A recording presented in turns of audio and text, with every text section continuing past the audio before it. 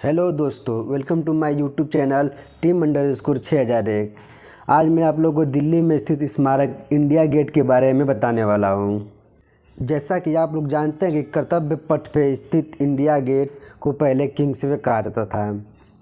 India gate की आधारशिला 1921 में रखी गई थी और इंडिया गेट की लंबाई 42 मीटर तथा 138 फीट है। इंडिया गेट की डिज़ाइन एडविन लुटियन ने किया था और इंडिया गेट को बलुआ पत्थर से बनाया गया है। इंडिया गेट को तैयार होने में लगभग 10 वर्ष लग गए थे, जो कि इसका आधारशिला रखा गया था 1921 में और 1931 में जाके ये तैयार हुआ था। उस टाइम भारत का वायसराय लॉर्ड इरविन हुआ करता था। जैसा कि आप लोग जानते हैं कि इंडिया गेट हमें उन 70,000 सैनिकों को याद कराता है जिन्होंने प्रथम विश्व युद्ध के दौरान ब्रिटिश सेना के लिए लड़ते हुए अपनी जान गंवाई थी। और इस स्मारक में 13,516 से अधिक ब्रिटिश और भारतीय सैनिकों के नाम भी हैं जो अफगान युद्ध 1919 में मारे गए थे। इंडिया गेट के सामने ही राष्ट्रपति भवन है, जो कि इंडिया गेट से कर्तव्य पथ पे होते हुए राष्ट्रपति भवन को आप लोग जा सकते हैं। कर्तव्य पथ पर हर साल गणतंत्र दिवस परेड निकाली जाती है। यह मार्ग देश की राजधानी को दुनिया के सामने पेश करता है। कर्तव्य पथ से जुड़ी कुछ बातें आप लोग को बताते हैं हम। कर्तव्य पथ को पहले राजपथ के नाम से भी जाना जाता था। साल 2022 में सेंट्रल विस्टा पुनर्विकास परियोजना के तहत राजपथ का नाम बदलकर कर्तव्य पथ कर दिया गया था। कर्तव्य पथ का मतलब है कर्तव्यों का मार्ग। यह मार्ग करीब 3 किलोमीटर लंबा है। इस मार्ग पर वायसराय हाउस से लेकर अखिल भारतीय युद्ध स्मारक तक वृक्ष पंक्तिबद्ध खंड है।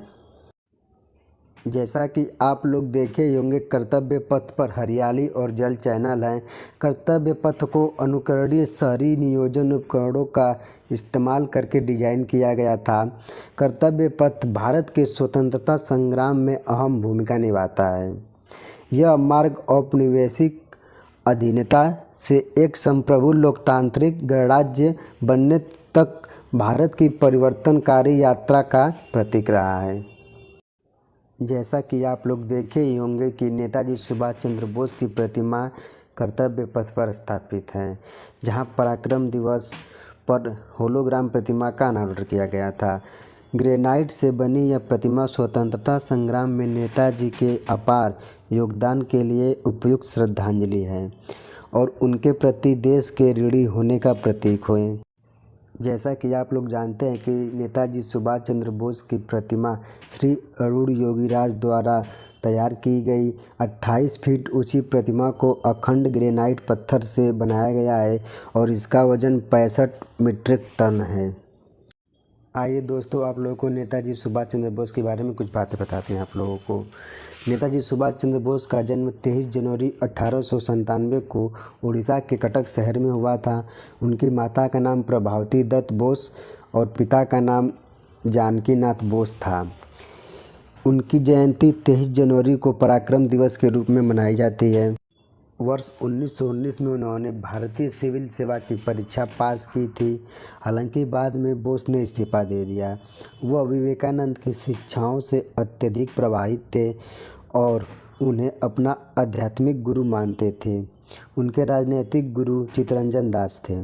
वर्ष 1921 में बोस ने चित्तरंजन दास की स्वराज पार्टी द्वारा प्रकाशित समाचार पत्र फॉरवर्ड के संपादक का कार्यभार संभाला। कांग्रेस के साथ भी इनका संबंध बहुत ही अच्छा था। उन्होंने बिना शर्त स्वराज अर्थात स्वतंत्रता का समर्थन किया और मोतीलाल नेहरू रिपोर्ट का विरोध किया, जिसमें भारत के लिए डोमिनियन के दर्जे की बात कही गई थी। उन्होंने वर्ष 1930 के नमक सत्याग्रह से सक्रिय रूप से भाग लिया और वर्ष 1931 में सविनय अवज्ञा आंदोलन के निलंबन तथा गांधी इरविन समझौते पर हस्ताक्षर करने का विरोध किया। वह जुलाई 1943 में जर्मनी से जापान नियंत्रित सिंगापुर पहुँचे। वहाँ से उन्होंने अपना प्रसिद्ध नारा दिल्ली चलो जारी किया और 21 अक्टूबर 1943 को आज़ाद हिंद सरकार तथा भारतीय राष्ट्रीय सेना के गठन की घोषणा की। वर्ष 1945 में ताइवान में विमान दुर्घटना से उनकी मृत्यु हो गई। हालांकि अभी भी उनकी मृत्यु के संबंध में कई राज छिपे हुए हैं। इस साल 76वें गणतंत्र दिवस परेड में भारत ने अपनी शक्ति और सांस्कृतिक विविधता का प्रदर्शन किया। इस परेड में कई राज्यों की झांकियां निकली। इस परेड में भारत के राष्ट्रपति के साथ विदेश के राष्ट्रपति भी शामिल होते हैं।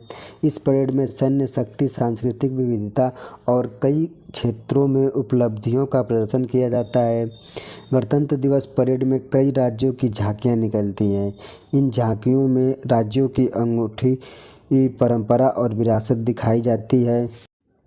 इस बार गणतंत्र दिवस परेड पर नई दिल्ली के कर्तव्य पथ पर निकली यूपी की झांकी इस बार महाकुंभ पर थी।